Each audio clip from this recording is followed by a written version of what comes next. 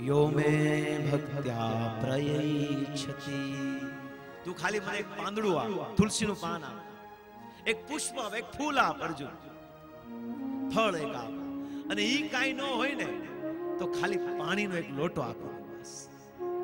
કારણ કે ભગવાનને ખબર છે આ કલયુગના લોકો બહુ હોશિયાર છે, ઈ કાંઈ એમ આપવાના નથી. એટલા માટે ભગવાને ભગવદ ગીતામાં પોતાની ડિમાન્ડ બહુ ઓછી રાખી. અને એક આ બહુવચનમાં શબ્દ નથી, યો મે ભક્ત્યા એક વચનમાં છે. એવું નહીં કે આટલું બધું પાણી, કેટલા બધા પુષ્પ, કેટલા બધા ફળ, એક પુષ્પ કાફી છે. પણ એની અંદર શું છે? યો મે ભક્ત્યા પ્રય છે. ભાવ હોવો જોઈએ ભાઈ. ભાવ વગરનો 56 ભોગ કામનો નથી. પણ ભાવ વાળો કેળાની છાલ પણ ભગવાન ખાઈ જશે વિદુર રાણીના હાથથી.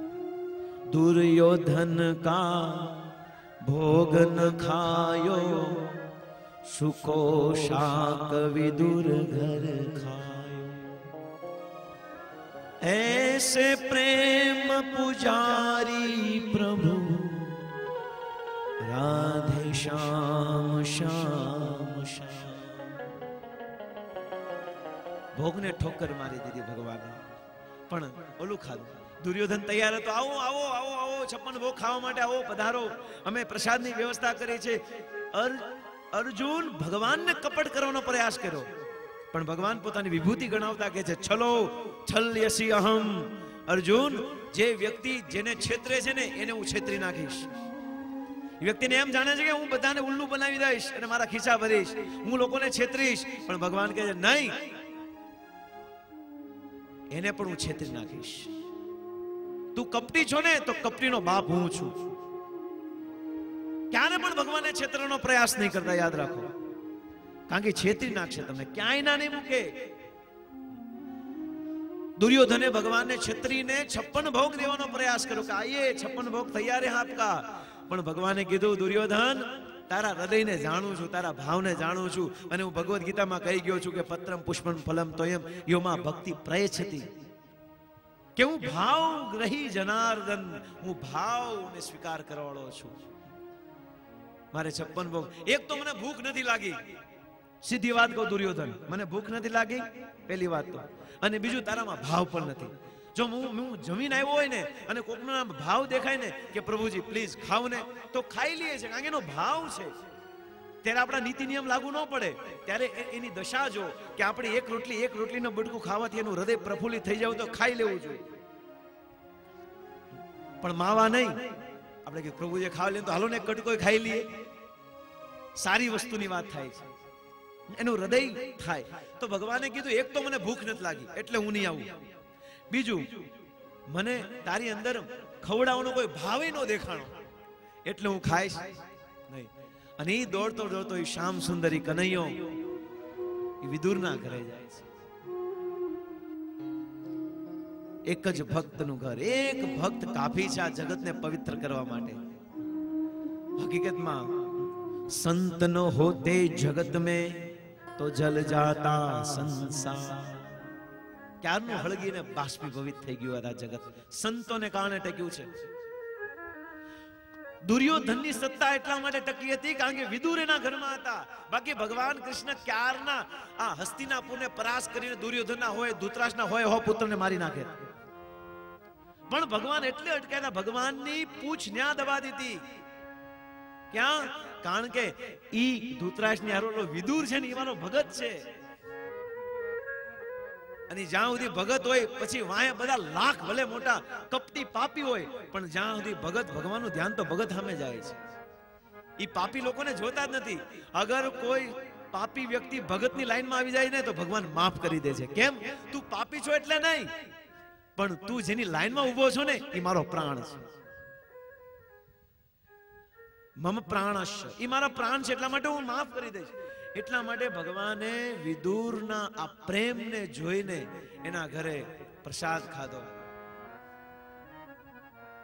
કઈ પ્રસાદ છે, ભૂખ લાગી છે, ત્યાં તો ભગવાન માગે. કેટલો ભાવ, એટલો ભાવમાં કે કેળું અંદર જાય છે ને છાલ ભગવાનને ખવડાવે છે. એટલો ભાવ ક્યારે કદાચ આવ્યો નથી. કારણ કે આવું તો આપણે કદાચ મીઠું વધારે પડી ગયું હોય ને પ્રસાદ બનાવવામાં, ઓલે મીઠું જો વધારે પડી ગયું, તારામ છે પેલા તારા મીઠું હોય તો વાત જ ન કરાય. અરે ભાઈ છોડો, સારી વસ્તુ જો, ખરાબ જોવાની વૃત્તિ છોડો. કારણ કે જ્યાં સુધી ખરાબ વૃત્તિ જોવાની વૃત્તિ હશે ત્યાં સુધી જીવનમાં ક્યારે સુખી નહીં શકો. છોડો વૃત્તિ. અને રૂખું શાક વિદુર ઘરે ને છાલ ખાધી, કેળાની છાલ. ભાવનો ભૂખ્યો છે ભગવાન અને ભાવને સ્વીકાર કરે છે. વેદવ્યાસ મહારાજનું સમુદ્રનું મંથન થયા પછી અંતે અમૃત નીકળવાનું હતું, પણ પહેલા પણ શું નીકળ્યું? એમ વેદવ્યાસ મહારાજે શાસ્ત્રનું મંથન કર્યું. અસંખ્ય શ્લોક શાસ્ત્રનું મંથન કર્યા પછી એમાંથી સાર રૂપમાં ભાગવતને બહાર કાઢી.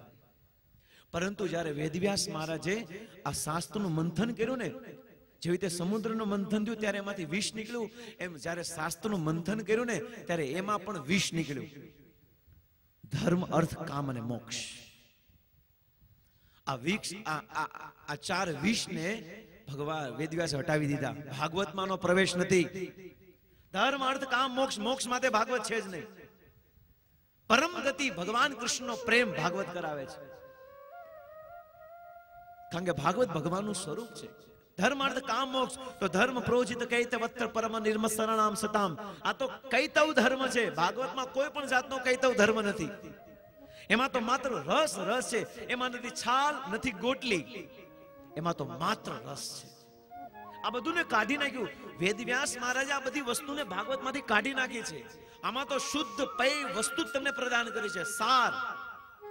અને વેદવ્યાસ મહારાજે એનું મંથન કરીને, વેદવ્યાસ મહારાજે પોતાની બુદ્ધિની મથની દ્વારા આ શાસ્ત્રનું મંથન કરીને એ શાસ્ત્રના સાર, એ શાસ્ત્રનું મંથન કરતા કરતા કરતા કરતા એમાંથી શ્રીમદ ભાગવતનો જન્મ કરાયો. બોલીએ શ્રીમદ ભાગવત મહાપુરાણ કી. અને ભાગવત બહાર કાઢ્યું. બસ બીજું છોડો. કિંવા પરિશેશ્વર. ભગવાન વેદવ્યાસ મહારાજ મંગલાચરણમાં કહે છે, બીજા શ્લોકમાં, ભાગવતના પહેલા સ્કંદના પહેલા અધ્યાયનો બીજો શ્લોક, શ્રીમદ ભાગવતે મહામુને કિંવા પરિશેશ્વર. આ ભાગવત વેદવ્યાસ મહારાજે પરિપક્વ ફળ આપ્યું છે, તો બીજું કઈ વાંચવાની કઈ જરૂર નથી, માથાકૂટ કરવાની જરૂર નથી. આને જાણો, આને સમજો અને આને જીવનમાં ઉતારો. બીજું કોઈ કરવાની જરૂર. ભાગવતને શાંતિથી સાંભળો. પણ કઈ રીતે સાંભળો? ભાગવત સાંભળજો ભાવથી રે. ભાગવત સાંભળજો ભાવથી રે. ભાગવત સાંભળજો ભાવથી રે. ભાગવત સાંભળજો ભાવથી રે. મોટો એનો મહિમા છે મારા વાલા. મોટો એનો છે મહિમા મારા વાલા. મોટો એનો છે મહિમા મારા વાલા. બહુ મોટો મહિમા છે ભાગવત. એટલા માટે છલ કપટ તજી આવજો રે. મૂકીને આવજો છલ કપટ. છલ કપટ વાળા વ્યક્તિનું ભાગવતમાં પ્રવેશ નથી. છલ કપટ તજી આવજો રે.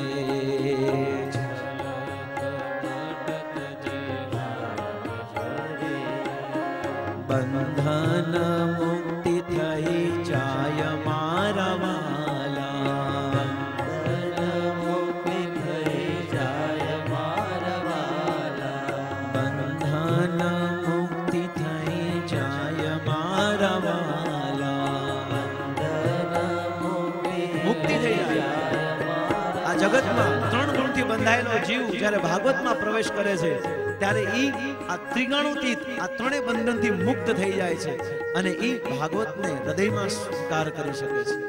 એટલા માટે ખૂબ પ્રેમથી ભાગવત સાંભળજો ભાવથી રે. ભાગવત સાંભળજો ભાવથી રે. સર્વ શાસ્ત્રનો જે સાર છે રે. સર્વ શાસ્ત્રના સાર, the essence of the all Vedic literature.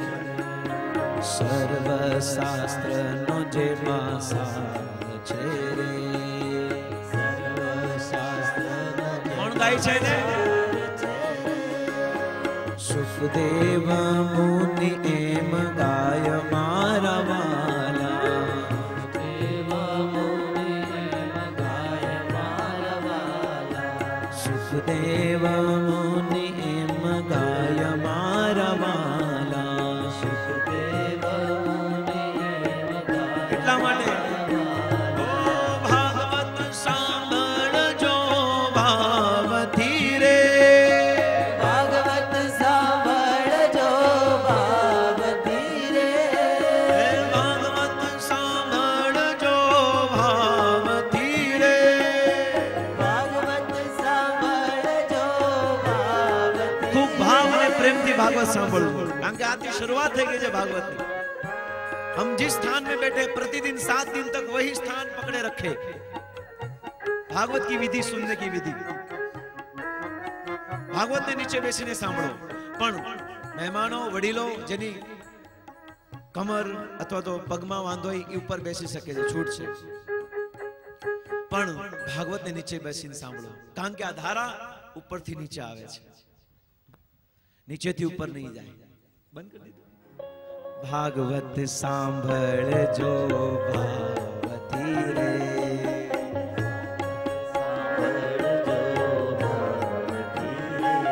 એટલા માટે મન કર્મ અને વચનથી સાંભળો.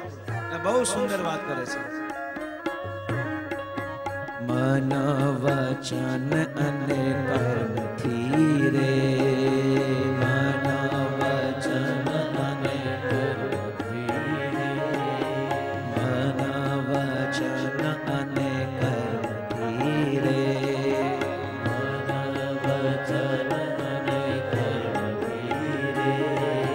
સાતે દિવસ સંભળાય મારા વાલા, સાતે દિવસ સંભળાય. એક દિવસ નહીં, મહેમાનોને પ્રાર્થના છે કે દરરોજ આવે. હા, સમયની પરિસ્થિતિ અલગ વાત છે, પણ પ્રયાસ કરો 7 દિવસ આવે, કારણ કે ભાગવત કે છે સાતે દિવસ સંભળાય મારા વાલા, સાતે દિવસ સંભળાય મારા વાલા. પણ ભાગવતમાં પ્રવેશ કરો ને ત્યારે એક વસ્તુ લઈને અવશ્ય આવજો. ત્યાં સુધી ભાગવત નહીં સંભળાય, નહીં સમજાય આપણે. કઈ વસ્તુ?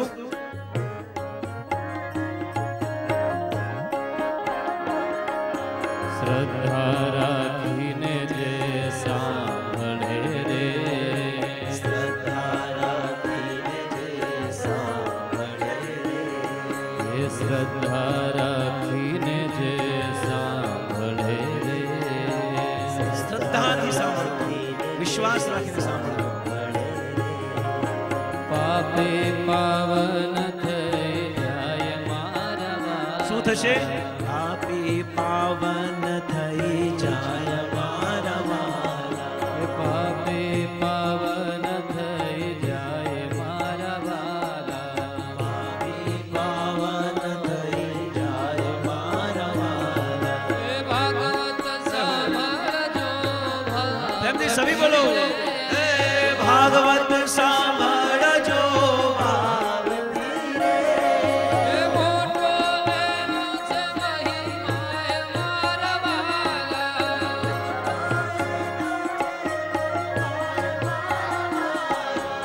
હેત રાખીને હરિ નામ મારે, હેત રાખીને હરિ નામ મારે, હેત રાખીને હરિ નામ મારે, હેત રાખીને હરિ નામ મારે.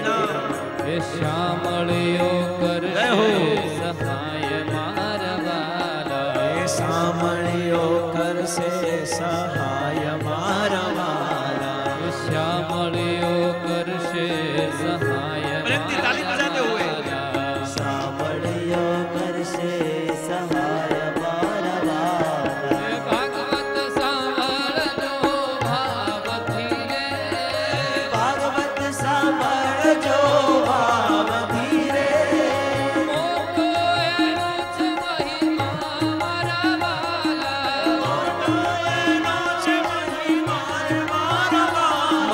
ભાગવત સાંભળજો ભાવથી ભાગવત સાંભળજો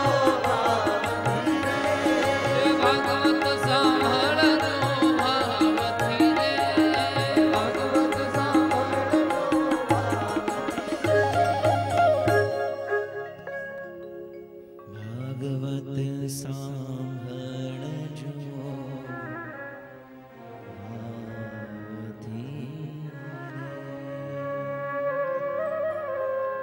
ખૂબ પ્રેમથી સાંભળીએ, શ્રદ્ધાથી સાંભળીએ, મન કર્મ ને વચન ને સાથે રાખીને સાંભળીએ, હરિનામને લેતા લેતા સાંભળીએ, ભગવાનને પ્રેમ કરતા કરતા સાંભળીએ. અવશ્ય ભગવાન એની કૃપા આપણી પર કરશે. વેદવ્યાસ મહારાજે સર્વ શાસ્ત્રનો સાર ભાગવતના રૂપમાં આપણે પ્રગટ કરી દીધો અને એની શરૂઆત કરતા વેદવ્યાસ મહારાજ ખૂબ સુંદર ભાગવતની શરૂઆત કરતા પ્રથમ શ્લોક બોલે છે. સચિદાનંદ રૂપાય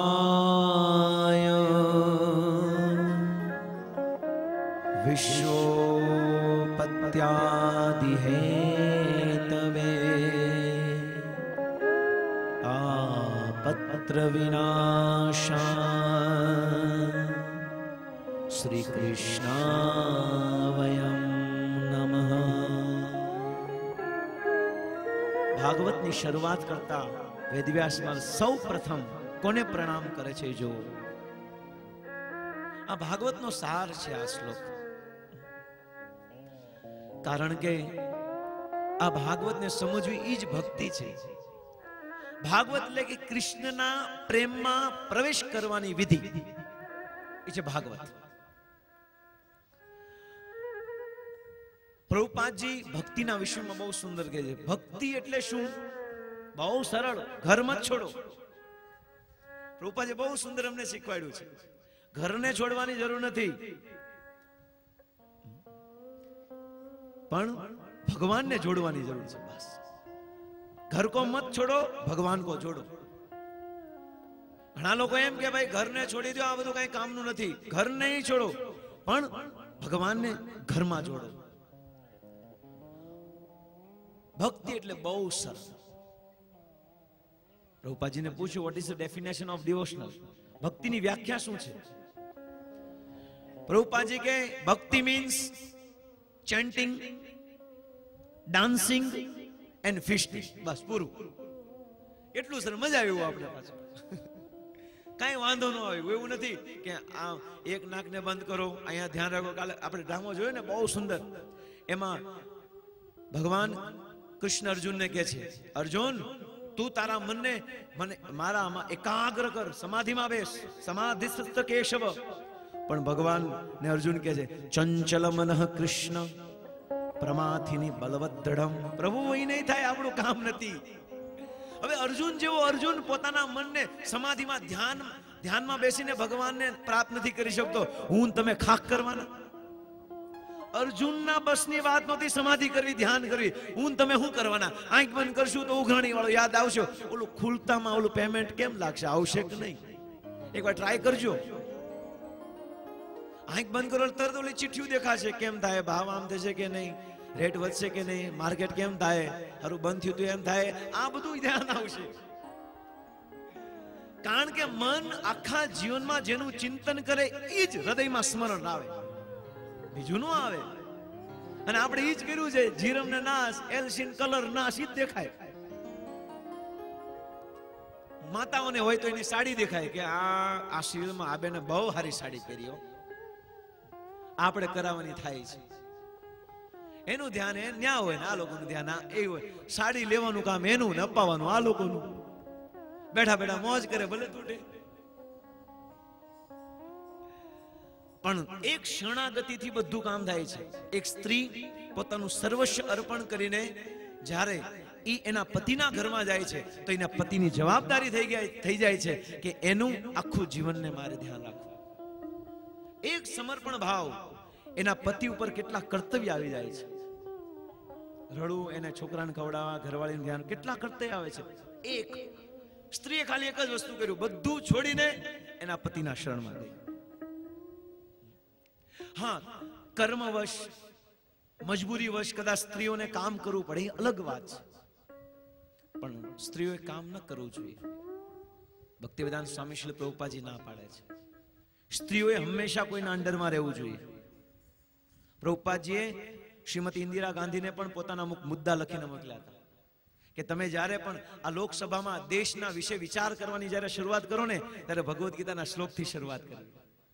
થોડું 2-5 મિનિટ ભગવાનના નામથી શરૂઆત કરી, જેના કારણે મન સુંદર રહે અને લોકોનું સાચું હિત થાય એવા વિચાર અંદરથી આવે.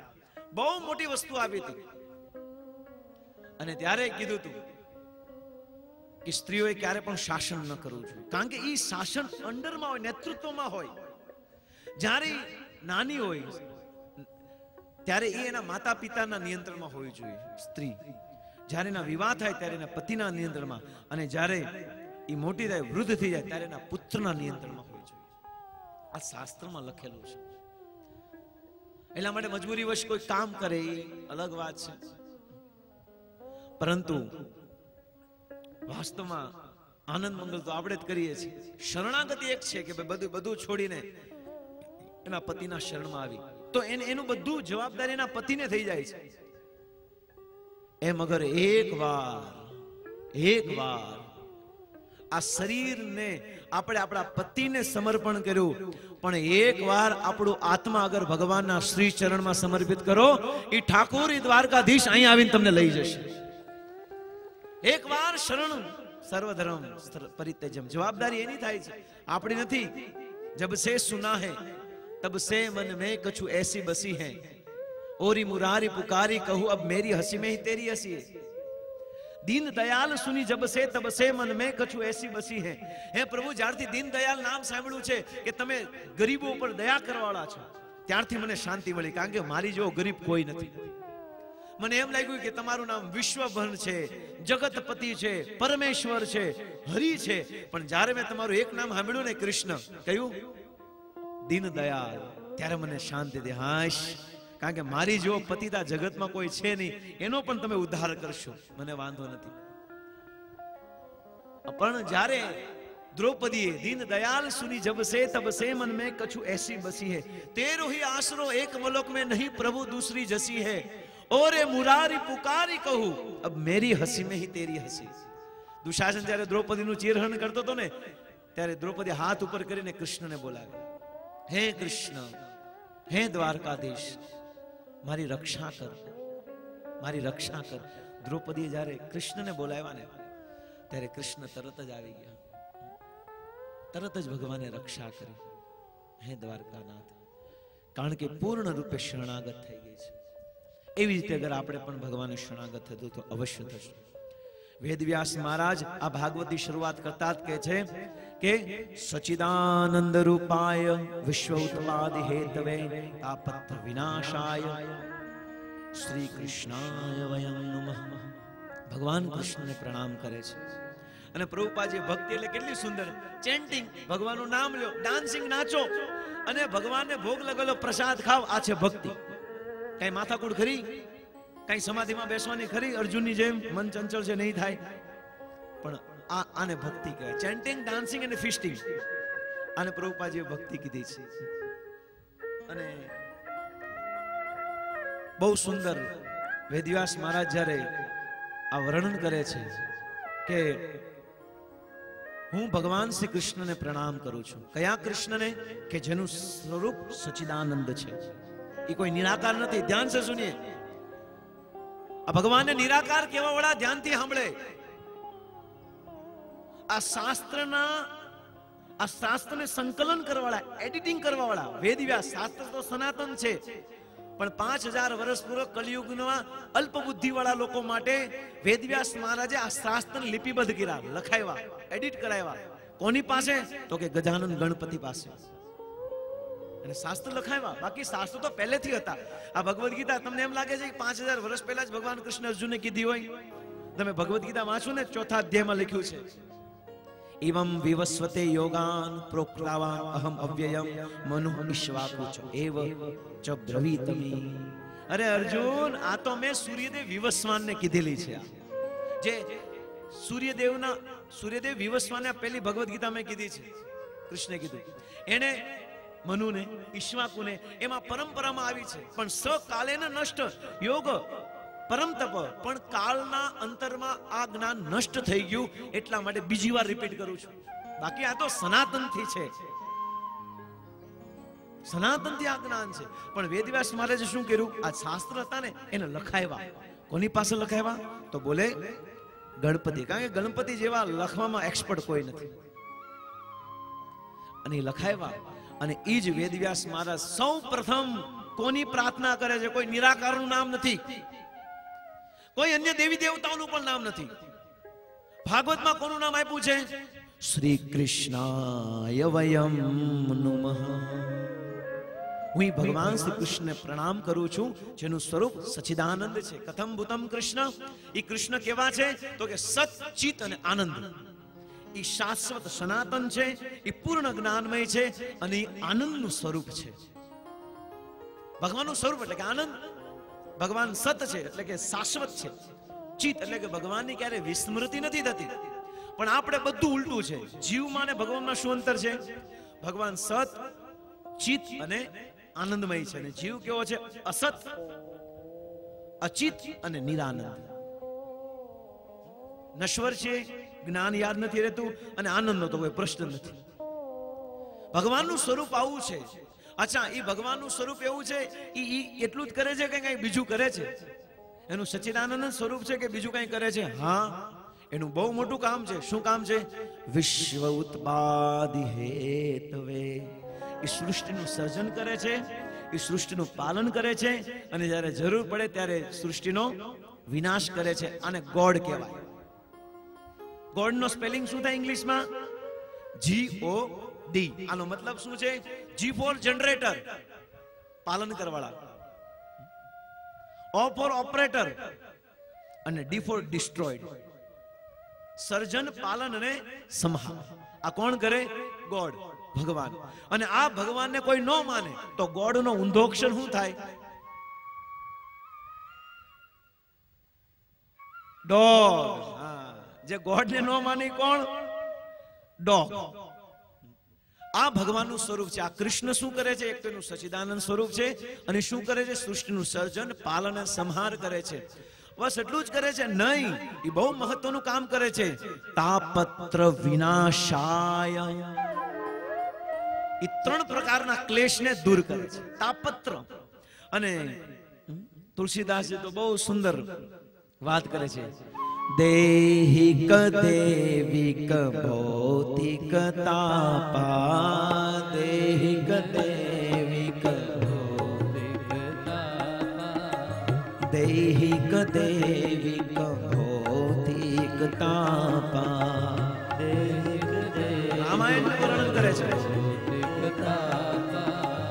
દેહિક દેવિક ભૌતિક તાપા. આદિ દેવિક, આદિ ભૌતિક અને આદિ આધ્યાત્મિક. પણ આ જગતમાં છે, રામ રાજ્યમાં નહોતું. એટલા માટે તુલસીદાસજી બહુ સુંદર કહે છે. દેહિક દેવિક ભૌતિક તાપા. દેહિક દેવિક ભૌતિક તાપા. રામ રાજ કાહું હી વ્યાપાર.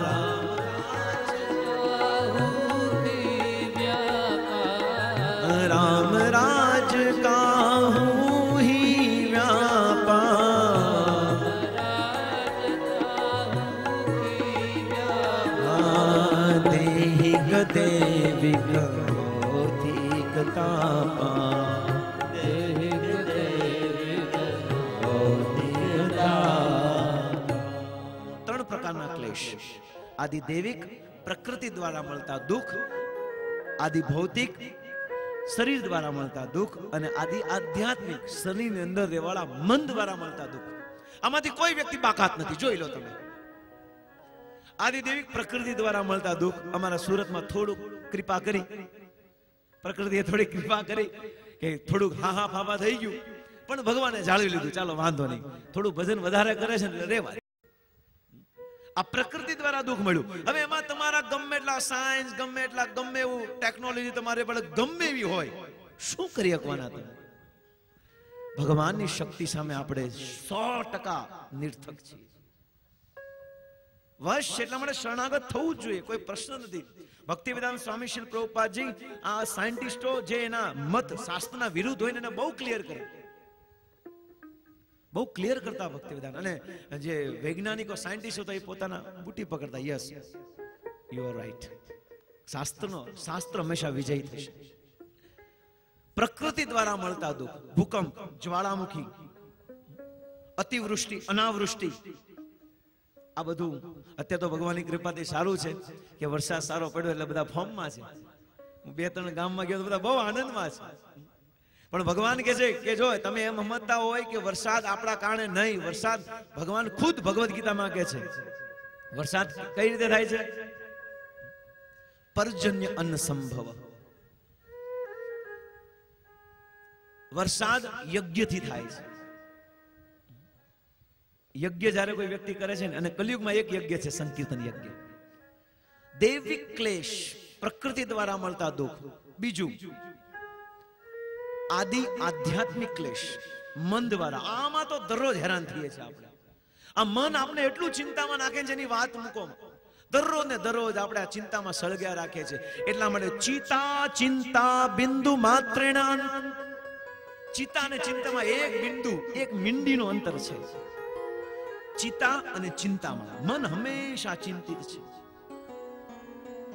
પણ ચિંતા અને ચિંતામાં કોણ શ્રેષ્ઠ?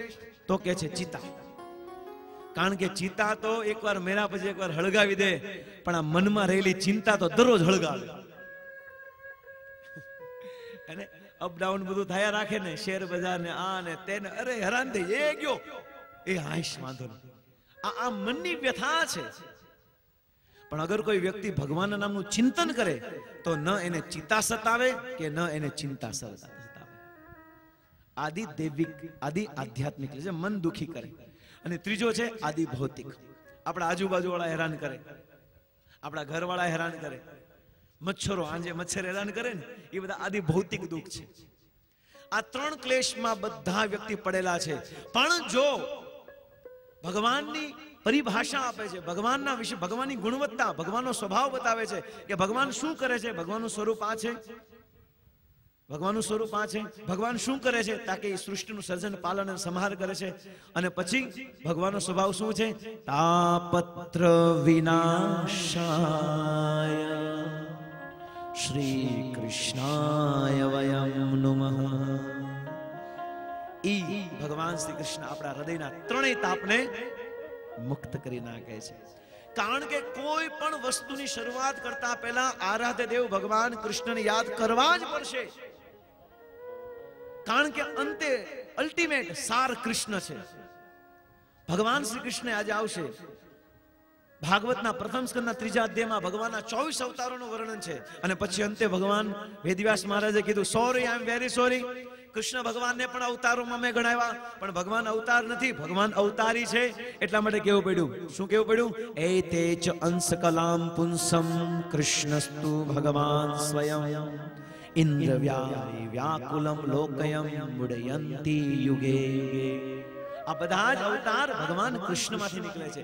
એટલા માટે વેદવ્યાસ મહારાજ સૌ પ્રથમ કોઈ આડાવડા દેવી દેવતાઓને પ્રણામ નથી કરતા, ઓનલી અને ડાયરેક્ટ સીધું સાર શ્રી કૃષ્ણાય વયમ નમઃ. સીધી વાત. વેદવ્યાસ મહારાજ કરતા આપણા બુદ્ધિ તો વધારે નથી, એનામાં તો બહુ બુદ્ધિ છે. કોને પેલા પ્રણામ કરે છે, કોણ આરાધ્ય છે, ઈ સ્વયં કે છે. સજાનંદ સ્વામી શિક્ષાપત્રી લખતા ઈ પણ શરૂઆત કરે છે, વામે યશ્ય સ્થિતા રાધા. જો શિક્ષાપત્રીનો પ્રથમ શ્લોક, વામે યશ્ય સ્થિતા રાધા શ્રીયસ્ય યસ્સાસ્તિ વક્ષસી વૃંદાવન વિહારમ તમ શ્રી કૃષ્ણાય હૃદય વિધિંતવે. શું કહે છે? કે હું મારા હૃદયમાં બેસોવાળા ભગવાન કૃષ્ણને પ્રણામ કરું છું. ચિંતયે, હૃદયમાં એનું ચિંતન કરું છું. કોણ કૃષ્ણ? તો કે વામે યસ્ત સ્થિતા રાધા, જેની ડાબી બાજુમાં રાધા છે. ચોખવટ વાત. શિક્ષાપત્રીનો સાર. સૌપ્રથમ શિક્ષાપત્રી લખતા પૂર્વ સદાનંદ સ્વામી પણ કોની પ્રાર્થના કરી છે? શ્રી કૃષ્ણાય હૃદય ચિંતયતે. કોણ છે ભગવાન? હવે ખબર પડી જાય આપને કે ભાઈ વાસ્તવમાં આરાધ્ય દેવ હોય તો કૃષ્ણ છે. એ ઠાકોર છે, શ્યામ સુંદર છે, જે અલગ અલગ રૂપમાં, અલગ અલગ અવતારમાં સ્થિતિ, પરિસ્થિતિ, કાળ, સમય અને પાત્રતા અનુસાર પ્રગટ થાય છે. પણ સાર કૃષ્ણ છે.